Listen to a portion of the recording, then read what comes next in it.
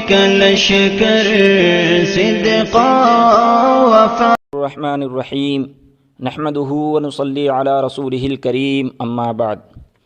آج کے درس کا عنوان ہے بندوں سے اللہ تعالیٰ کی محبت۔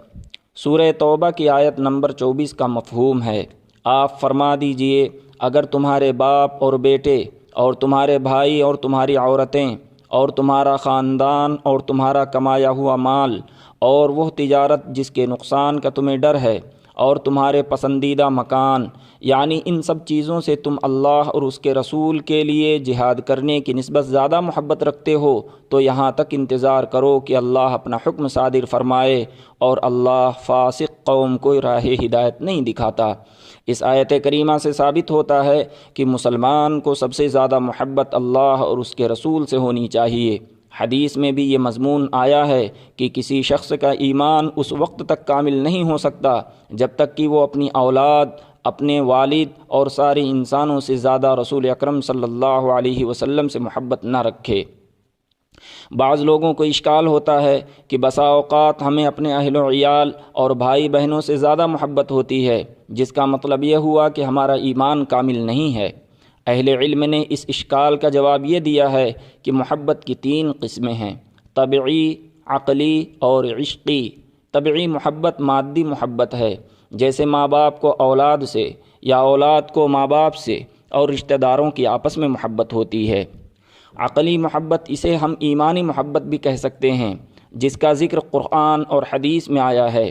اللہ اور رسول کے ساتھ جو محبت ہوتی ہے وہ عقلی محبت ہوتی ہے، اس لیے کہ وہ دلیل اور برہان پر مبنی ہوتی ہے۔ اسی عقلی محبت کی جب مشق کی جائے اور اسے بڑھایا جائے تو وہ عشق کے درجہ میں آ جاتی ہے۔ طبعی محبت میں ارادے اور اختیار کا دخل نہیں ہوتا، انسان خام خواہ اس پر مجبور ہوتا ہے، لیکن عقلی محبت اختیاری ہے، بئی معنی کہ اس کے اسباب اختیاری ہیں۔ جب وہ اسباب اختیار کیے جائیں گے تو وہ محبت پیدا ہو جائے گی۔ یہی وجہ ہے کہ ریاضت اور مجاہدہ کرنے والوں کی محبت بڑھتے بڑھتے عشق کے درجہ تک پہنچ جاتی ہے۔ اس تفصیل سے مذکورہ اشکال کا جواب بھی سمجھ میں آ گیا کہ اگر اولاد وغیرہ سے طبعی محبت زیادہ ہو تو یہ ایمان کے منافی نہیں، البتہ عقلی اور ایمانی محبت سب سے زیادہ اللہ اور اس کے رسول صلی اللہ علیہ وسلم سے ہونی چاہیے۔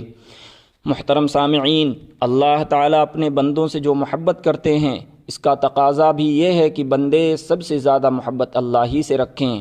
قرآن میں ایک مقام پر فرمایا، والذین آمنوا اشد حبا للہ، ایمان والے اللہ سے شدید محبت رکھتے ہیں، بے پناہ محبت کرتے ہیں۔ بندوں سے اللہ تعالیٰ کی محبت کو سمجھنے کے لیے ان احادیث کا سماعت کرنا مفید ہوگا۔ صحیح بخاری میں حضرت عمر رضی اللہ عنہ سے روایت ہے کہ رسول اکرم صلی اللہ علیہ وسلم کے پاس کچھ قیدی آئے، ان میں سے ایک قیدی عورت دوڑتی پھر رہی تھی، جب وہ کسی بچے کو دیکھتی تو اسے اٹھا کر اپنے سینے سے لگا لیتی اور دودھ پلانے لگتی۔ رسول اللہ صلی اللہ علیہ وسلم نے فرمایا، تمہارا کیا خیال ہے، کیا یہ عورت اپنے بچے کو آگ میں ڈال سکتی ہے؟ ہم نے عرض کیا، خدا کی قسم نہیں۔ آپ نے فرمایا، اللہ تعالیٰ اپنے بندوں پر اس سے زیادہ رحم کرنے والا ہے جتنا رحم یہ عورت اپنے بچے پر کرتی ہے۔ حضرت ابو ہریرہ رضی اللہ عنہ سے روایت ہے کہ رسول اللہ صلی اللہ علیہ وسلم نے فرمایا، اللہ تعالیٰ فرماتے ہیں، جو شخص میرے کسی دوست سے دشمنی رکھتا ہے میری طرف سے اس کے لیے اعلان جنگ ہے، اور میرے بندے کا میرے نافذ کردہ فرائض کے ذریعے میرا قرب حاصل کرنا مجھے باقی تمام چیزوں سے زیادہ محبوب ہے۔ علاوہ ازیں میرا بندہ نوافل کے ذریعے میرا قرب حاصل کرنے کی کوشش کرتا رہتا ہے، حتیٰ کہ میں اس سے محبت کرنے لگ جاتا ہوں، اور جب میں اس سے محبت کرتا ہوں تو میں اس کا کان بن جاتا ہوں جس سے وہ سنتا ہے، اس کی آنکھ بن جاتا ہوں جس سے وہ دیکھتا ہے، اس کا ہاتھ بن جاتا ہوں جس سے وہ پکڑتا ہے، اور اس کا پیر بن جاتا ہوں جس سے وہ چلتا ہے۔ وہ مجھ سے کوئی سوال کرتا ہے تو میں اسے دیتا ہوں، اور اگر وہ مجھ سے پناہ مانگے تو میں اسے پناہ دیتا ہوں۔ اس حدیث میں ان لوگوں کا ذکر ہے جن سے اللہ محبت کرتا ہے اور جن کے دشمنوں سے وہ اعلان جنگ کرتا ہے۔ اللہ کا محبوب بننے میں سب سے زیادہ دخل فرائض کی ادائیگی کو ہے، پھر نوافل انسان کو اللہ کے بہت قریب کر دیتے ہیں۔ جب فرائض اور نوافل کے ادا کرنے سے اللہ کی محبت انسان کے رگ و ریشہ میں سما جاتی ہے تو پھر وہی بات سنتا، وہی کچھ دیکھتا، وہی چیز پکڑتا اور اسی مقام کی طرف چل کر جاتا ہے جس میں اللہ کی رضا ہوتی ہے۔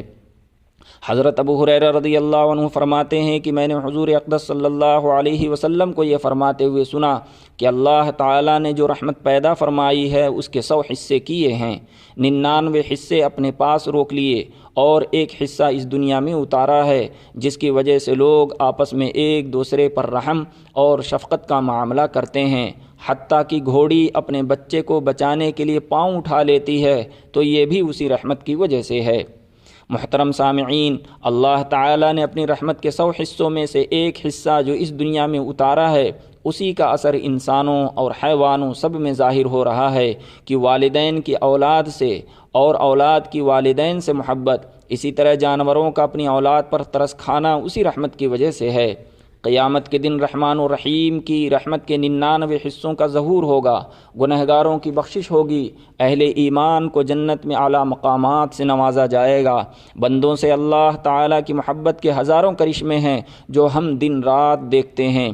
انسان کی تخلیق، اعضاء کی درستگی، عقل کا نور، جسم کا عجیب و غریب نظام، ماں کے دل میں محبت سے دھڑکتا دل، سینے میں صاف اور شیریں دودھ کا چشمہ، یا عالم رنگ و بو، زمین کا فرش، نیلے آسمان کی چھت، ہوا کی لہریں، سورج کی کرنیں، چشموں کی روانی، دریا کی موجیں، چہچہاتے رنگ برنگ پرندے، چٹکتے پھول، انواع و اقسام کے پھل، کھانے پینے کی بے شمار چیزیں، تلاوت اور تدبر اور دستور زندگی کے لیے کتاب ہدایت، اسی طرح حضور اکرم صلی اللہ علیہ وسلم کی نبوت و رسالت، کعبہ کی تجلی، روضہ نبوی کی کشش، عبادات کا پورا نظام، گناہوں کا انبار لگا کر توجہ کرنے والوں کے لیے مغفرت کا اعلان، لا تقنطوا کی بشارت، ایک نیکی پر 700 بلکہ اس سے بھی زیادہ نیکیوں کا وعدہ۔ یہ سب کچھ کیوں ہے؟ صرف اسی لیے کہ اللہ تعالیٰ اپنے بندوں سے محبت کرتا ہے۔ جیسے اس کی دوسری صفات کی کوئی حد نہیں، اسی طرح اس کی محبت کی بھی کوئی حد نہیں۔ اس کے سارے اسماء و صفات اس پر دلالت کرتے ہیں کہ اسے اپنے بندوں سے محبت ہے۔ اس کا رحمان، رحیم، غفار، رزاق اور تواب ہونا تو اس کی محبت کو ظاہر کرتا ہی ہے۔ حقیقت یہ ہے کہ اس کا جبار اور قہار ہونا بھی اس کی محبت ہی کا ایک خوبصورت عنوان ہے۔ جبار کا معنی ہے ٹوٹی ہوئی چیزوں کو جوڑنے والا اور قہار کا معنی ہے غالب۔ اسے جبار کہا جاتا ہے کہ ٹوٹے دلوں کو جوڑتا اور بندوں کے بگڑے ہوئے احوال کو درست کرتا ہے، اور وہ قہار ہے کیونکہ وہ غالب ہے، اور جن و انسان، فرشتے اور ساری کائنات اسی کے سامنے مغلوب ہیں۔ اللہ تبارک و تعالی ہمیں بھی اپنی ذات سے بے انتہا محبت کرنے کی توفیق عطا فرمائے۔ وآخر دعوانا ان الحمد للہ رب العالمین۔